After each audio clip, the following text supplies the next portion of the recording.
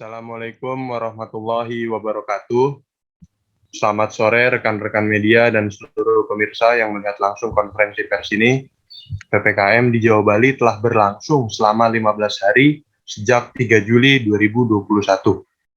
Tujuan PPKM ini yaitu menurunkan aktivitas kegiatan dan mobilisasi masyarakat untuk menekankan penyebaran COVID-19, khususnya varian Delta yang kini melanda kita. Varian Delta ini 7 kali lebih menular dibandingkan varian sebelumnya. Telah ada berbagai kemajuan perihal penurunan aktivitas dan mobilitas masyarakat. Dan hasil monitoring kami terhadap indikator Google Traffic, Facebook Mobility, dan indeks cahaya malam telah terjadi penurunan yang cukup signifikan. Terus terang saja, ini memberikan kita harapan bahwasanya penularan COVID-19 varian Delta ini dapat diturunkan. Namun, perlu diingat, kita harus terus menurunkan aktivitas dan mobilitas ini tidak semerta-merta langsung menunjukkan penurunan kasus. Walaupun jika kita melihat 3 hari ke belakang, data-data telah membaik. Karena ada masa inkubasi penularan yang telah terjadi sebelumnya dan berbagai faktor lain. Hasil penelitian dari berbagai institusi dibutuhkan waktu 14 hingga 21 hari untuk membuat kasus penularan menjadi flattening atau rata. Hal itu sangat mungkin terjadi jika kita semua dapat konsisten terhadap pelaksanaan PPKM ini. PPKM ini bukan pilihan yang mudah bagi pemerintah untuk memutuskan PPKM, sebab di satu sisi kita harus menghentikan laju penyebaran varian Delta, di sisi lain bukan hal mudah bagi kita untuk melihat roda ekonomi kecil kurang berputar. Melihat buru-buru pabrik yang dirumahkan, melihat warung-warung kecil yang menurun omsetnya, bukan hal mudah untuk menyimbangkan hal tersebut. Maka dari itu, Bapak Presiden telah memerintahkan kami, para menterinya, untuk memberikan tambahan bantuan pemerintah untuk meringankan beban masyarakat terkait PPKM ini. Pemerintah akan memberikan bantuan sosial sebesar 39,19 triliun yang akan dikucurkan segera oleh Menteri Keuangan dan Menteri Sosial.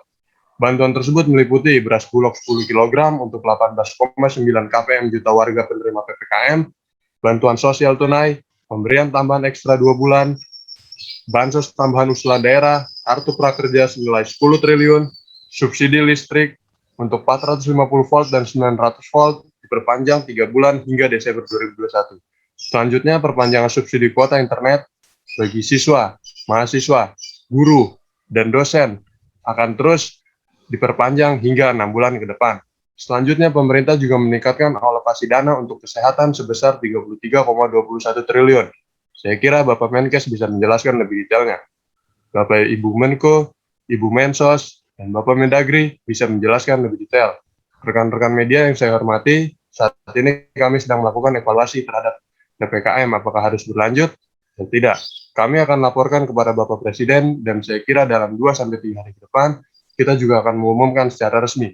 Apabila PPKM Jawa Bali ini belum optimal, saya bersama jajaran menteri dan kepala lembaga terkait akan terus bekerja keras untuk memastikan bahwa penyebaran varian Delta ini bisa diturunkan dan penyaluran bantuan sosial kepada masyarakat. Silakan pada Ibu Menteri Keuangan, Ibu Menteri Sosial, Bapak Menteri Kesehatan, serta Bapak Menteri Dalam Negeri untuk menambahkan. Terima kasih. Silakan Ibu Menteri Keuangan, saya persilakan. Ya, terima kasih untuk Bapak Kemenko yang sudah menjelaskan beberapa hal. Di sini saya akan menjelaskan tentang program yang sudah kami jalankan, yaitu ada program Keluarga Harapan, yaitu PKH, diperuntukkan untuk 10 juta keluarga dengan tergantung posisi masing-masing keluarga itu sendiri. Nah, untuk ibu hamil dan anak usia dini diberikan sebanyak 3 juta, untuk anak SD sebesar 900.000, untuk anak SMP sebesar 1,5 juta, untuk siswa SMA sebesar 2 juta, dan untuk keluarga yang memiliki anggota yang disabilitas dan lansia akan diberikan sebanyak 2,4 juta. Lalu selanjutnya ada program kartu sembako, yaitu diperuntukkan sebanyak 18,8 juta keluarga, di mana per keluarga akan mendapatkan 200.000 per bulannya. Lalu ada program diskon listrik, yaitu 32,6 juta rumah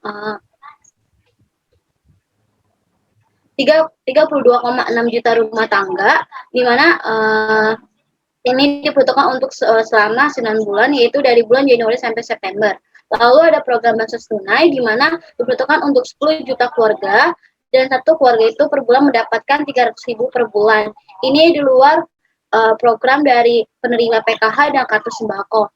Lalu ada program BLT Desa di mana diperuntukkan untuk masyarakat di pedesaan sebesar 8 juta keluarga, yaitu 300.000 per bulannya. Ini juga dua dari penerima PKH, kartu sembako, bansos tunai, dan kartu prakerja. Dan untuk masyarakat yang memiliki kartu prakerja akan mendapatkan 5,6 juta per orangnya, di mana termasuk pelatihan sebanyak 1 juta, insentif sebanyak 600.000 per bulan, dan jika mengisi survei sebanyak 3 kali akan diberikan Rp50.000.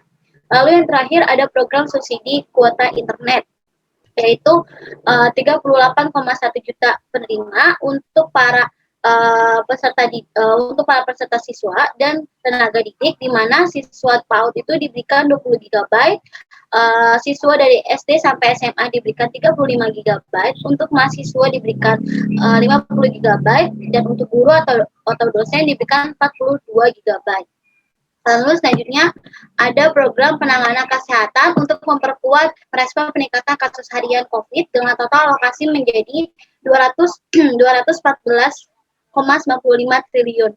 Yaitu ada untuk klaim perawatan pasien untuk alokasi awalnya sebanyak 40 triliun. Itu sudah termasuk tagihan klaim 2020. Lalu tak diberikan tambahan juga sebesar 25,87 triliun. Jadi totalnya itu sekitar 65,9 triliun. Selanjutnya ada insentif untuk nakes, alokasi awalnya itu 17,3 termasuk dari TKDD sebesar 8,1 triliun, dan diberikan lagi tambahan sebesar 1,8 triliun untuk 3.000 dokter non spesialis dan 2.000 perawat. Jadi totalnya adalah 18,4 triliun. Selanjutnya ada penyediaan obat COVID.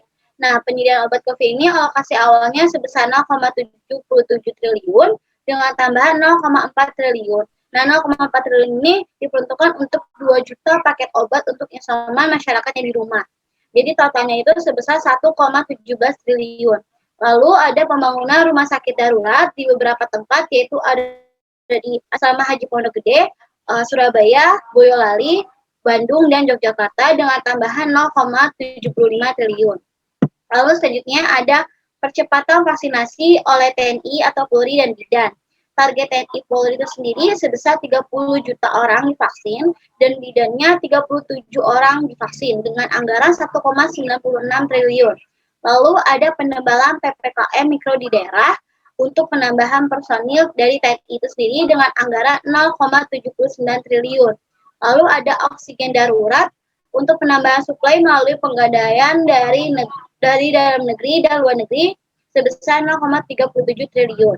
Dan untuk vaksinasi alokasinya diberikan sebanyak 57,44 triliun, dan untuk insentif perpajakan kesehatan alokasinya diberikan 20,85 triliun, dan terakhir ada penanganan kesehatan lainnya itu alokasinya sebesar 45,93 triliun. Jadi alokasi awalnya itu disediakan sebanyak 659,43 triliun menjadi 744,75 triliun. Terima kasih, saya serahkan kembali ke Kemenko. Baik, Ibu Menko, terima kasih atas penjelasan yang lengkap. Saya kira masyarakat bisa melihat detail bagaimana upaya pemerintah untuk menangani varian Delta ini. Selanjutnya, Menteri Sosial untuk menjelaskan eksekusi daripada apa yang disampaikan oleh Ibu Menko tadi. Silakan, Menteri Sosial. Baik, terima kasih Pak Menko dan Ibu Menteri Keuangan yang telah menjelaskan secara detail. Jadi kami dari Kementerian Sosial merespon dengan mengoptimalkan seluruh jajaran Kementerian Sosial untuk mempercepat penyaluran bantuan sosial tunai BST dan bantuan pangan non tunai BPNT atau kartu sembako serta program keluarga harapan PKH yang ditambah dengan bantuan beras bagi keluarga penerima manfaat atau KPM. Kami dari Kemensos bermitra dengan Perum Bulog dalam penyaluran bantuan beras 10 kg untuk 10 juta KPM PKH, 10 juta KPM BST, dan 8,8 juta KPM bantuan pangan non-tunai BPNT atau kartu sembako non-PKH. Kami juga telah mengalokasikan BST sebesar 15,1 triliun untuk 10 juta KPM selama 2 bulan, yakni Mei dan Juni 2021, yang cair pada Juli dengan indeks 600.000 per KPM yang disalurkan oleh PT Pos Indonesia. Alokasi BPNT atau kartu sembako sebesar 4,23 triliun menyasar sebanyak 18 juta KPM dan mendapat tambahan 2 bulan, yakni bulan Juli dan Agustus dengan indeks 200.000 per KPM per bulan yang disalurkan melalui Himpunan Bank-Bank Milik Negara atau Himbara. Anggaran PKH sebesar 28,3 triliun untuk 10 juta KPM dengan 3 komponen, yakni komponen kesehatan, pendidikan, dan kesejahteraan sosial. Komponen kesehatan terdiri dari ibu hamil, nifas, menyusui, dan anak balita. Komponen pendidikan terdiri dari siswa SD, SMP, dan SMA. Lalu komponen kesos terdiri dari lanjut usia dan penyandang disabilitas. Program bansos terbaru adalah kebijakan untuk memberikan bantuan bagi 5,9 juta KPM yang sama sekali baru datanya yang diusulkan dari pemerintah daerah dengan indeks sebesar 200.000 per KPM selama Juli sampai Desember 2021. Untuk keperluan itu, kami Kemensos mengalokasikan anggaran sebesar 7,8 triliun.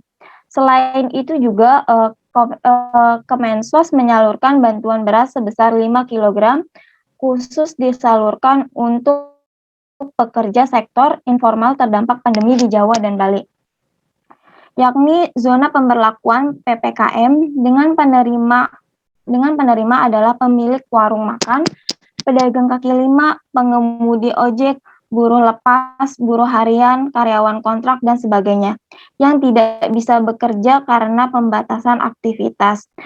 Kami juga menyiapkan total 2.010 ton beras dan sebanyak 122 pemerintah kabupaten atau kota mendapat masing-masing 3.000 paket beras per paket seberat 5 kg dan 6.000 paket per paket seberat 5 kg untuk 6 ibu kota provinsi. Demikian Pak Menko, saya kembalikan. Terima kasih. Baik, terima kasih Ibu Mensos. Kali ini saya beri kesempatan pada Kementerian Kesehatan untuk menjelaskan. Setelah itu mungkin Kementerian Dalam Negeri sebagai penutup. Silakan, Pak Menkes. Ya, baik. Terima kasih Pak Menko. Assalamualaikum warahmatullahi wabarakatuh. Yang terhormat Ibu Menteri dan Bapak Menteri serta teman-teman media sekalian, saya ingin menyampaikan bahwa ada kabar baik tentang belakangan ini bahwa bor rumah sakit atau keterisian rumah sakit sudah mulai flat di Jakarta. Ini mungkin akibat penambahan dari tempat tidur yang cukup signifikan dan angka yang masuk rumah sakit. Kita berharap mudah-mudahan beberapa hari ke depan tidak terlalu masif lagi. Lalu ada penambahan tempat tidur kira-kira 1.000 tempat tidur di Wisma Haji.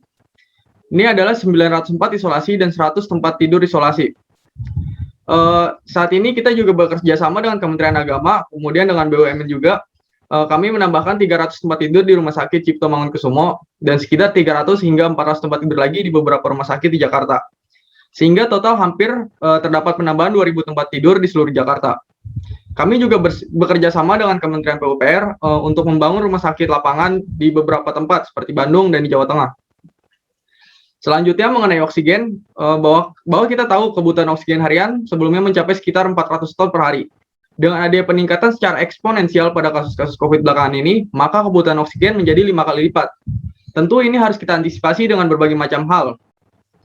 Kita sudah bekerja sama dengan Kementerian Perindustrian. Kita sudah melakukan rekonvensi dari penggunaan industri yang tadinya sebesar 900% digunakan untuk kebutuhan oksigen medis, sehingga sekarang tinggal 10% lagi yang digunakan untuk kebutuhan industri. Tentu masih ada kekurangan di sana-sini, bahwa distribusi juga memerlukan perhatian. dan ini yang kita lakukan relokasi. Kebutuhan distribusi ini kami terus bekerja sama dengan berbagai macam sektor, antara lain satgas-satgas di provinsi. Hampir setiap hari kami bertemu dan melakukan pendistribusian oksigen dengan prioritas yang kami lakukan secara digital. Kemudian kita juga sudah menambah sekitar 20.000 hingga 30.000 oksigen konsentrator. Oksigen konsentrator ini akan disuplai dengan jumlah besar, yaitu kira-kira 600 ton oksigen per hari. Oksigen konsentrator ini bisa masuk lagi sekitar 10 liter oksigen per menit untuk dibutuhkan ke tempat-tempat isolasi maupun di tempat-tempat rawat. Kemudian terkait pasokan obat, saya bisa laporkan bahwa di dalam negeri ini relatif terkontrol pasokannya. Kami menyadari bahwa ada obat-obat impor yang memang secara global pasokannya sangat ketat. Dan obat-obat tersebut antara lain Remdesivir, Actemra, Gamares, atau Ifig. Remdesivir akan kami impor dari India, Pakistan, dan Cina. Ini sudah mengalami negosiasi dan dibantu dengan Kemenlu agar India bisa membuka kembali pasokan ekspornya. Sudah kami masuk sekitar 50.000 file dan nanti akan bertambah lagi 50.000 file per minggu. Selanjutnya kami juga sudah membuka akses ke Cina supaya obat-obat yang mirip Remdesivir bisa masuk. Kemudian obat-obat yang dikategorikan masih cukup dan didistribusikan kepada masyarakat. Ini kami sudah melakukan pertemuan dengan GP Farmasi atau Gabungan Pengusaha Farmasi supaya distribusi obat itu semakin menjadi lebih merata di tanah air sehingga masyarakat lebih gampang untuk melakukan akses obat. Selanjutnya sesuai dengan arahan Presiden kemarin mengenai perkembangan vaksinasi, perkembangan vaksinasi ini akan kami percepat hingga memperpendek stok vaksin. Stok yang ada saat ini sekitar 74 juta dosis vaksin di seluruh daerah. Sampai saat ini sudah kami suntikan 50 juta dosis untuk 41 juta orang yang disuntik pertama. Masih ada sekitar 80 juta dosis yang sudah terdistribusi stoknya di seluruh wilayah tanah air. Mungkin itu saja yang bisa saya sampaikan, Pak Menko. Baik, terima kasih Pak Menkes. Kali ini kita akan bergeser ke Kementerian Dalam Negeri, silakan. Ya, Assalamualaikum warahmatullahi wabarakatuh. Terima kasih kepada Pak Menko dan rekan-rekan sekalian. Di sini kami mengira mengenai penanganan COVID ini dengan upaya-upaya, mulai upaya yang kita tahu bahwa dengan adanya indikator, mulai dari kasus konfirmasi naik meningkat. Memang upaya extraordinary, maka dilakukannya upaya yaitu di hilir. Yang paling utama peningkatan kapasitas kesehatan seperti yang disampaikan oleh Bapak Wakil Menkes. Dan kami selaku pembina dan pengawas di pemerintah daerah juga melakukan pendampingan rapat dengan pemerintah daerah untuk membuat kapasitas kesehatan masing-masing di daerah tersebut. Di antaranya seperti konversi untuk COVID, kemudian juga tempat-tempat isolasi, sampai dengan komunitas di desa-desa dan di kampung-kampung. Kemudian di samping usaha di hilir yang paling utama jugalah usaha-usaha dahulu. Karena usaha-usaha di hilir secara maksimal memang baik untuk menjaga agar sistem kesehatan tidak kolaps. Tapi upaya yang di hulu untuk membendung agar penularan tidak menyebar itu perlu dilakukan. Oleh karena itulah kita melakukan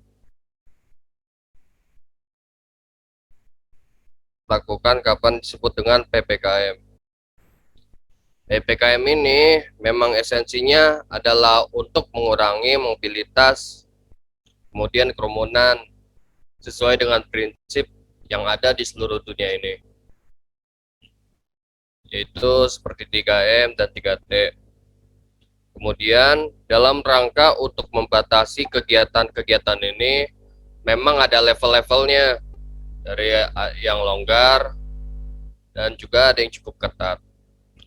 Nah, memang PPKM tentu pembatasan kegiatan ini pasti tidak menggunakan atau mengenakan, karena ini mengurangi freedom kita.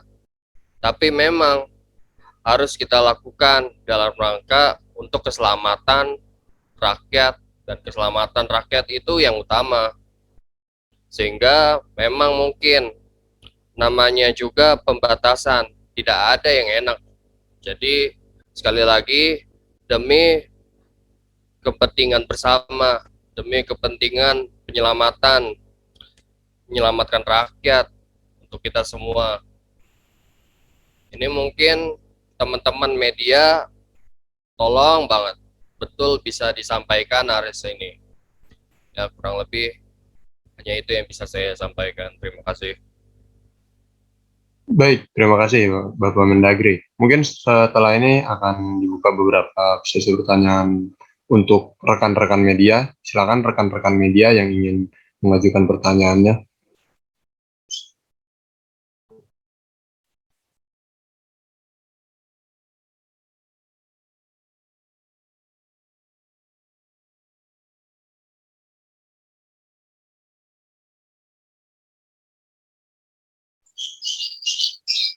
Saya ulangi untuk rekan-rekan media.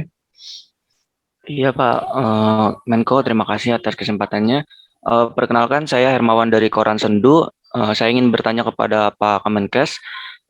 Dari data yang kita himpun sampai 15 Juli 2021, jumlah masyarakat yang sudah divaksin COVID-19 dosis kedua itu baru mencapai 15.810.000 atau 7,59% dari jumlah keseluruhan penduduk Indonesia. Apakah akan ada percepatan pemberian vaksin ke depannya untuk masyarakat biasa gitu? Mengingat pandemi di Indonesia sudah berlalu lebih dari 1,5 tahun gitu, Pak. Terima kasih. Baik, terima kasih. Saya serahkan kepada Bapak Menkes, mungkin bisa jelaskan secara detail. Baik, terima kasih Pak Menko dan Pak Hermawan. Terkait vaksinasi, seperti yang saya sampaikan di awal, tentunya akan dipercepat sesuai dengan arahan Bapak Presiden kemarin.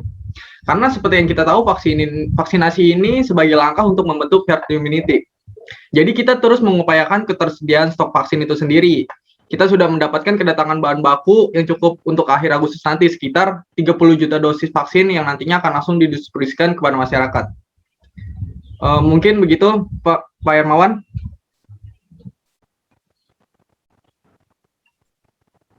Ya, saya kira Bapak Menkes sudah menjelaskan detail. Mungkin selanjutnya rekan-rekan media yang lain. Saya ingin bertanya, Pak, apakah yang diberkati depannya akan mengaksesnya untuk apa 9 Indonesia terlebih bahwa ada hanya diberi 200.000 per satu orang, maka apa? Baik, saya mungkin akan membantu menjawab. Terima kasih rekan media sebelumnya sudah menjawab. Seperti tadi telah disampaikan ya bahwa ada berbagai kemajuan perihal penurunan aktivitas dan mobilitas masyarakat, dan hasil monitoring kami terhadap 3 indikator yaitu Google Traffic, Facebook Mobility, dan indeks cahaya malam telah terjadi penurunan yang cukup signifikan.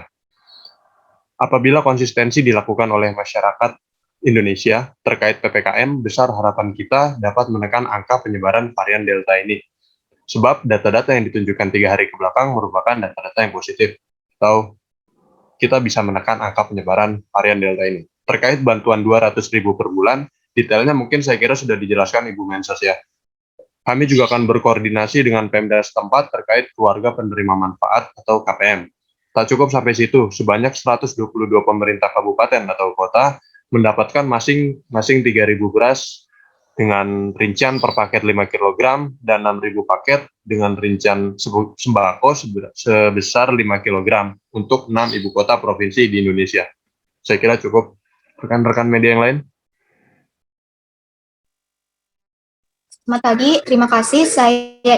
Saya perwakilan dari media Metro Mini ingin bertanya kepada Menteri Investasi, upaya apa yang akan dilakukan jika penerapan PPKM ini gagal, dan apakah ada perencanaan lain yang sudah dipersiapkan ke depannya?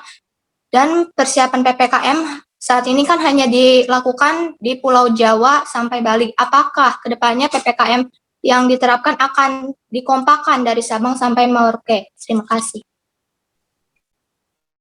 Baik, terima kasih rekan media. Saya kira pertanyaan yang diajukan hampir sama ya seperti sebelumnya. Tentunya untuk saat ini kami, pemerintah, akan mengupayakan serta bekerja keras untuk menekan penyebaran COVID varian Delta ini. Kami akan terus berkoordinasi dengan lembaga-lembaga terkait, kementerian-kementerian terkait, pemerintah daerah terkait, untuk dapat bisa menekan aktivitas masyarakat dan menekan penyebaran COVID varian Delta ini. Kami akan senantiasa terus bekerja keras, dan kami akan terus selalu mengevaluasi dan memonitoring PPKM darurat ini, sehingga kita semoga bisa menurun penyebaran varian Delta ini. Terima kasih. Mungkin saya kira cukup. Rekan-rekan media yang lain. Assalamualaikum warahmatullahi wabarakatuh. Saya Bari Muti dari jurnalis di radio. Kali ini saya punya pertanyaan untuk Kemensos. Jadi pertanyaan itu adalah, perihal penerapan PPKM sudah menjadi rahasia umum jika penerapannya hanya ketat di daerah perumahan atau kompleks saja. Untuk daerah seperti perkampungan, penerapan masih jauh dari kata maksimal. Apakah akan ada upaya penegasan dari pihak Kementerian Sosial menanggapi hal ini? Terima kasih. Baik, terima kasih. Silakan, Kementerian Sosial. Baik, terima kasih untuk kepada rekan media dari jurnalis radio. Jadi kami dari Kementerian Sosial akan ada penambahan personil Satpol PP untuk mengawasi atau memantau ke perkampungan setempat, dan selanjutnya kami juga akan berkoordinasi dengan pemerintah daerah. Sepertinya cukup, Pak Menko. Oh baik, terima kasih teman-teman menteri semua dan seluruh rekan-rekan media. Saya kira konferensi pers kali ini cukup. Kita semua sudah mendengarkan penjelasan detail dari teman-teman menteri-menteri terkait, dan saya hanya bisa menyimpulkan sedikit. Tentunya kami pasti harus bekerja keras untuk negeri ini, dan mari kita semua bekerja keras seluruh elemen masyarakat ini untuk melawan varian Delta ini. Saya kira cukup. Saya mewakili teman-teman pemerintah, saya ucapkan terima kasih. Sekali lagi saya tekankan, bangun Indonesia yang kuat. Assalamualaikum warahmatullahi wabarakatuh.